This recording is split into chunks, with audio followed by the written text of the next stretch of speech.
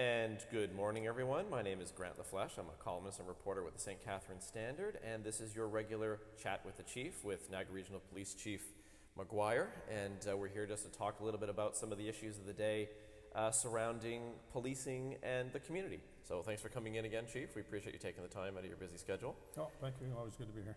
The one thing I wanted to start off talking to you about today was, and this has been in the news now for about a week, this is this issue of somebody impersonating police officer, pulling people off. We've had 3 incidents. There was a 4th that originally thought, is that one? And it turned out, no, it was legit traffic stop. But for people who are watching this who don't know, these are incidents where someone in a unmarked car is using flashing lights to pull people over. In each of these cases, as I look at them, they're taking a look at somebody's identification and then sending them on their way. So just to start with, I mean, how concerned are you? Because people are used to seeing, if I'm driving down the road and I see red, white, blue flashing lights behind me, I immediately pull over because it's a police officer and that's what I'm supposed to do. How should I react in that situation if I'm concerned that this might not be legitimate? Well, there's a number of things you can do, and you hit on a very good point. We are truly concerned about what's going on right now. We've got people, our investigative people are trying to track some similarities, and we're appealing to the public for some assistance on who this person might be. It's a very dangerous practice. I guess one message, if that person happens to be watching, this would be a real good time to stop, because you're already committing criminal offenses, and we just don't want to see this get worse than it already is. But if you are driving, what I would tell my own family is you're entitled to ask that police officer, first of all, if it appears to be a police vehicle, then you do need to pull over. You do need to pull over in a safe place and speak to the person. When they come forward, they're obligated. If they're in plain clothes, excuse me, every officer is obligated to provide proper information, identification. And I understand it's not always easy, but certainly in these times, I would encourage everybody to ask for that identification. And in fact, every police officer in the province will have a badge, a metal badge of some sort. I mean, I've had mine my whole life, and it's not just the badge, though. Right. Every officer is obligated to carry what we call a warrant card, which is a photo identification. Okay. And it will have, and so that's a Niagara Police photo identification. We'll have the officer's name, a photograph. Can you actually show that to the camera? Just kind of hold Sure. up so people get a look at what that is. So this is your badge, and then this is the warrant card here. Right, and every police officer will have this. So if an officer just shows you, somebody shows you just a metal badge, you can ask to see their proper identification, and they must have this to go with it. If they don't, then you can be very suspicious about what's going on. It's difficult for people when we're so used to, I think, as a culture, when a police officer stops to ask you questions, if a police officer pulls you over, you're sort of obligated to obey the lawful orders of a police officer. People are sort of nervous, I think, to say, can I see your identification if a man or woman saying they're a police officer wants to see yours? Yep. And I understand that, and it is a challenge, but I would say in the time, particularly right now with what's going on across the region, we've had 3 reported incidents that we're aware of, excuse me, which we believe is, which may well be the same person. I would encourage people to ask that question. Our officers are properly trained, and no officer should be offended to have to show their identification. And I would hope that you'd be able to find the courage to ask them that. And I know for sure that if it's a real police officer, he's not going to have the concern to do it. Right. You always have the option of dialing 911 on your phone. If you really have that feeling that this is not right, dial 911. You're going to be speaking directly to one of our dispatchers as soon as they pick up the phone. And you can tell them where you are, what's going on, description of the vehicle, say, I'm concerned, I've been stopped by a police officer, I'm not sure it's a police officer. They should be able to find out and identify whether or not it is. At the minimum, we'll dispatch a car, if there's one close by, to come over and see what's going on. You've been a police officer for how long now? Well, that would probably reveal my age. But, I start my 40th year in policing on July 4th of this year. So in 40 years, how often have you seen this sort of situation happen, where somebody's, I guess, using our reaction as a public to the lights and authority of police their reason, I don't know if they're just trying to cause mischief, they're trying to get information, they're looking for a type of person?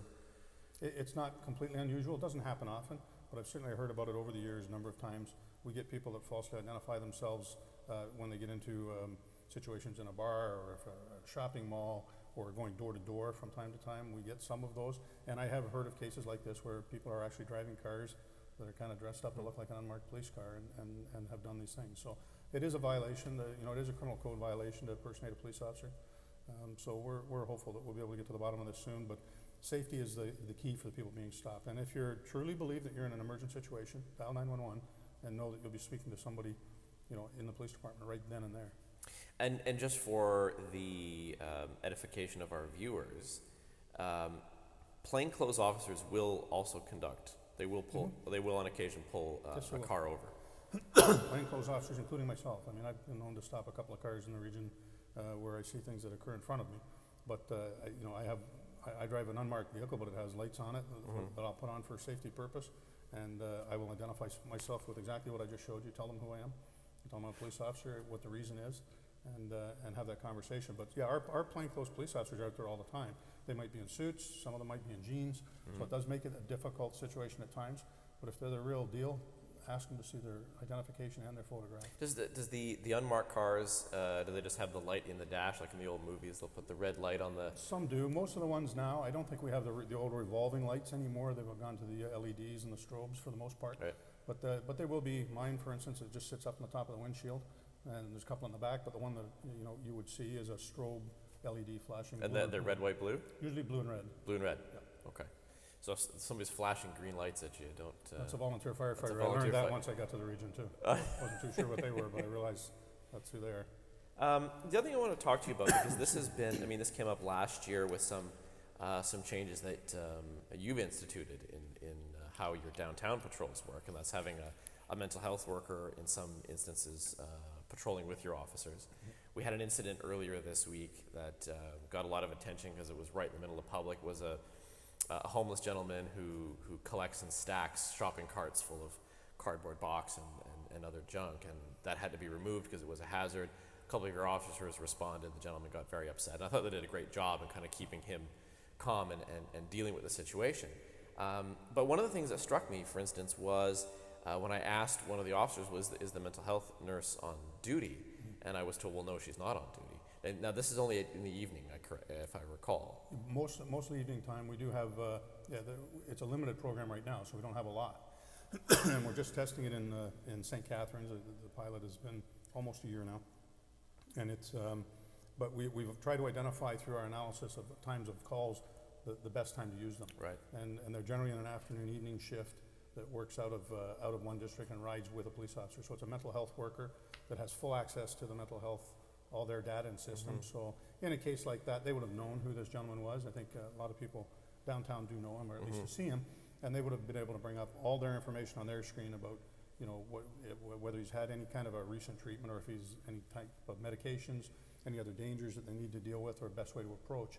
And then they can, with that officer, assist in doing it. But yeah, we're not a 24-hour day with that at this point. How has the pilot gone so far? How's that worked out? Yeah, everything that I've been informed has been a big success. And it was highly successful in Hamilton. We copied their program, and it has so many good positive perspectives to it. One is the initial contact. So we have a mental health worker right there, right then at the beginning, and we can resolve a lot of things, and we can get them to the hospital if they need to go to the hospital. But big part of it is people that don't need to go to the hospital. So we can deal with them there rather than the old program, or if the nurse is not available. If that person had to be arrested under the Mental Health Act, then we have to take them to the hospital. The officers have to sit at the hospital, sometimes for prolonged periods of time, although we're working very closely with NHS and a protocol to reduce those wait times. But they have to sit and wait and then see a doctor, and then maybe the doctor, at the end of it, it's like, you didn't really need to come here anyways, this is what we need to do. So now we can avoid all that length and delay. It's better care for the patient or for the person on the street. It de-escalates situations where cops are involved with people in a mental health crisis because we have that assistance. And it keeps people out of the hospital that don't need to be there a lot of times. So overall, the program has been very successful. Is there any point where you would recommend, do you think, that it becomes a 24-hour service, or is that even sort of logistically doable? And again, only because this was midday on Tuesday when this particular incident happened. Eventually, a mental health caseworker from community care was able to come, but this was nearly the end of the incident, and so you wonder if the officers in question might have had an easier time if they'd had that resource at their disposal immediately when they arrived on scene. Yeah, I expect they would, but it all comes down to cost as well. Whether we ever get to 24 hours a day, I kind of doubt that. It does take a police officer who's now assigned really to that role responding around St. Catharines. But we may get to the point where we can expand the hours, do better analysis on when what calls they went to at what time, what location, so we can deploy them better, knowing kind of predictive where it's best place for them to be. But it's certainly a program that I would expect, once we see the results of the pilot, that we'll try and roll this out across the region as well, because right now we're only in St. Catharines. So what are the challenges for police officers who are responding without the benefit of having that mental health worker with them in the cruiser when they're on patrol? I mean, what are the challenges that they face when they're on their own to effectively deal with somebody who is having a mental health crisis? Yeah, and this happens thousands of times a year in this region and right across the province. And the biggest challenge is the unknown, really not knowing what's going to happen next. And you can't be predictive. Our officers rely on their training. We spend time training on de-escalation, communication. There's been a lot of high-profile cases across the province, a lot of recommendations from jury inquests that talk about the importance of not rushing in and not forcing issues or not kind of aggravating issues. Use time to your advantage. That's all well and good, but if you saw some of the inquests in Toronto, there are times when that doesn't work. When a police officer gets out of his car, we saw a video in Toronto, one of the inquests, where a woman came flying out of a house with a butcher knife over her head, running right towards him in his dash cam. There's not a lot of time for communication there. So some of those extreme cases are going to end up bad for the victim, unfortunately. But the officer's obligation is to protect himself and the person. We want to get out of those without any injuries and death when we can. So when they don't have the nurse with them, they have to rely on their training. They have to rely on conversation, communication, go through those roles, talk to people. We've learned a lot over the last 20 years about, sometimes in those situations we've been trained that you have to be confrontational and kind of like that drop the knife, screaming, yelling, hollering, don't take another step. Sometimes you have to do that, depending if that person's flying towards you. But we train now, if you've got that distance and you're in a safe spot for now, maybe the best thing is some quiet conversation to start. What's going on? What's wrong? You can always flip it into high speed if you have to, but those officers are trained to do this, and I think we do. I know we do a really good job at it because we don't see a lot of these events that end horribly. Most of the ones that we do handle properly, the public never hears about. Right? It ends in peacefully. It ends with the person getting the care that they need. And at the end of the day, they go home, and we get thank you letters from families saying thank you for help. Is it? Do you think there needs to be more, or when officers are initially in training, when they're at Almer and they're learning to be police officers, is there now more emphasis on dealing with mental health? Is this something that officers learn once they are hired by a service and they start the job? Where is that sort of training being done? And is it something that's just going to have to be more common or more detailed because you don't have a 24-hour resource with you to intervene in these sorts of incidents? Yeah, no, and it's in all of those places.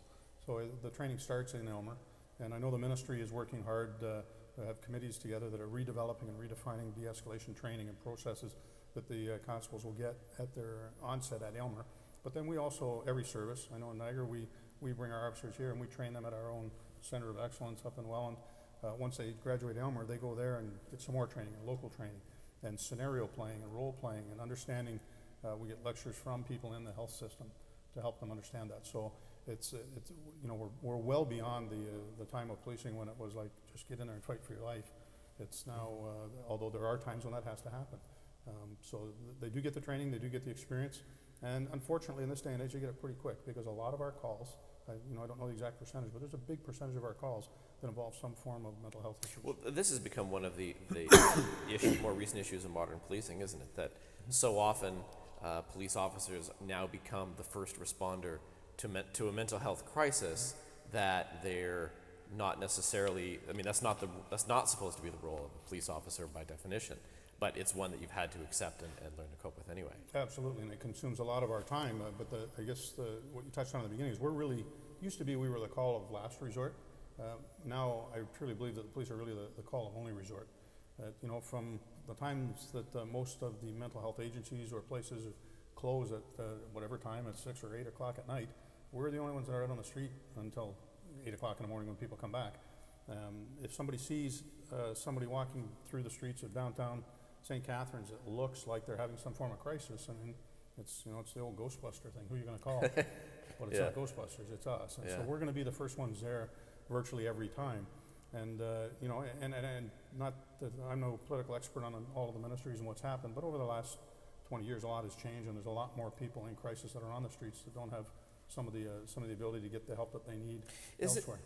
Are we looking at really a systemic problem that the police can handle some of it when you're the first responder, but there needs to be maybe other more robust community supports that when you do encounter that kind of crisis, that whether it's a worker in your cruiser or somebody that you could call immediately who would be there in a reasonable response time.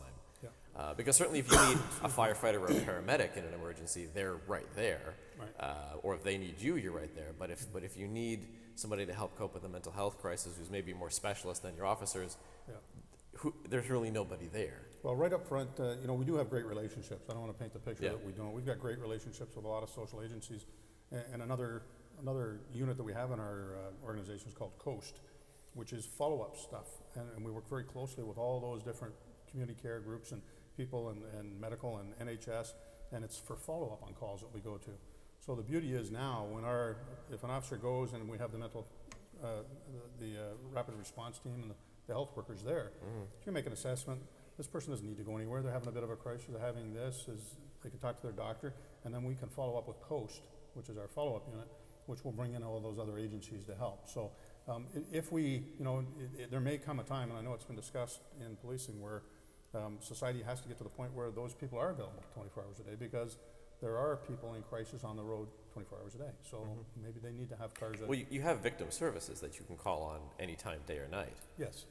Would it be practical in your mind? I mean, I know we're still talking hypothetically, but would it be practical in your mind if you had a similar type of arrangement where you had a mental health crisis worker you could call the same way you could call victim services? Yeah, well, we can do that now, but it's even still, it's not instant. I mean, the things that go bad in the first, generally, moments. They go bad fast, right? The cases that don't end well, or unfortunately end up in the absolute necessity of use of force and violence, not violence, but violence from the person perhaps to prevent that, and then use of force options that the officer is entitled to use. Those things happen in seconds and minutes. So I don't think it would assist in those areas, but there may be times when you have a guy, you know, he's at home and his family's concerned about him and there's nothing dangerous right now. We do have agencies that we can reach out to for that. St. Catharines Mayor Walter Sendzik recently gave his State of the City address, and he placed a lot of emphasis on what he's calling his compassionate city model, and that's to have, you know, his front line, which would be, you know, Parks and Rec and people at City Hall who do paperwork, receive better training to better respond, because from his point of view, well, the guy who's tending Montebello Park might be the first person that somebody in crisis would encounter, and that person ought to have better training, at least know who to call and how to deal with it. I mean, what is your just general thought as the police chief on that general idea that you could, from City Hall outward, you could foster a more compassionate culture for the city? Yeah, I think it could work very well anywhere.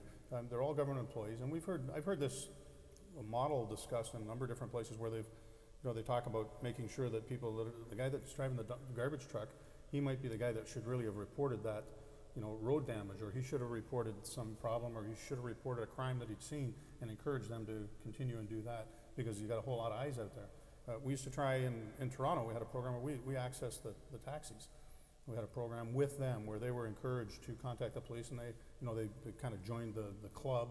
And if they saw things, because there's so many sets of eyes that are everywhere, to make sure that they communicated things that they saw. So I think it's a fine idea. I think people they're all on the public payroll. There are people that are working, being paid by tax dollars. How far involved you can get them, I'm not sure, but at least have it so that they don't walk by things and ignore them and allow them to get worse.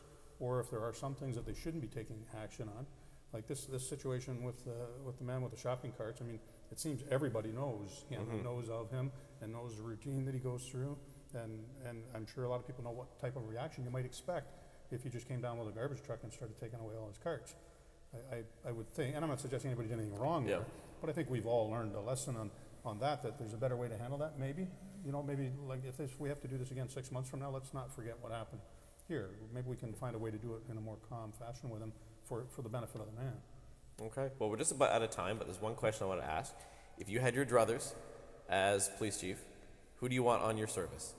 Dirty Harry from Dirty Harry, or Axel Foley from Beverly Hills Cop? oh, you got to go with Axel. I mean, you know, my tagline is have a little fun every day.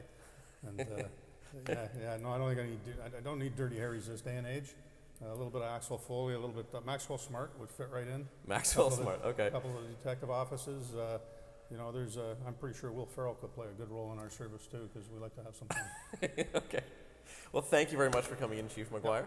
That's it for a chat with the Chief. I'm Grant LaFleche for the St. Catharines Standard, the Welland Tribune, and the Niagara Falls Review. And we will see you next month. Thanks very much.